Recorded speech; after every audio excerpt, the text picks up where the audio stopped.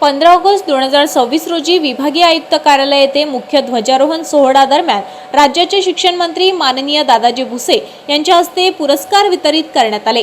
Marathon क्षेत्रात सर्वोत्कृष्ट कामगिरी करणाऱ्या विदर्भातील पहिल्या महिला श्रीमती दीपमाला साळुंके बद्रे यांना मानचिन्ह देऊन सत्कार करण्यात आलाय।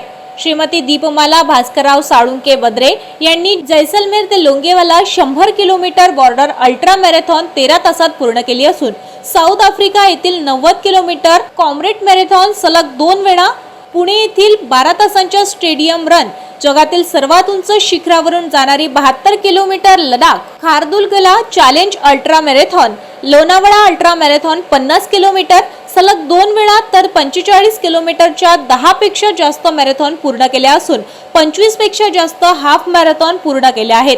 सोबतच 200 किलोमीटर सायकलिंग दिनांक 9 ऑगस्ट 2026 ला अमरावती येथे आयोजित विदर्भ स्तरीय 50 किलोमीटर सायकल शर्यतीत पहिल्या गटातून द्वितीय स्थान प्राप्त केले होते।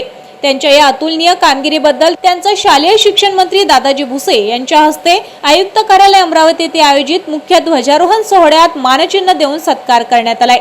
यावेळी प्रदीप बद्रे यांनी 50 kilometre Lonavala Tata ultra marathon स्पर्धा व 42 किलोमीटरच्या 3 मॅरेथॉन आणि 10 हाफ मॅरेथॉन पूर्ण केल्याबद्दल शिक्षण मंत्री यांच्या हस्ते मानचिन्ह देऊन सत्कार करण्यात आलाय।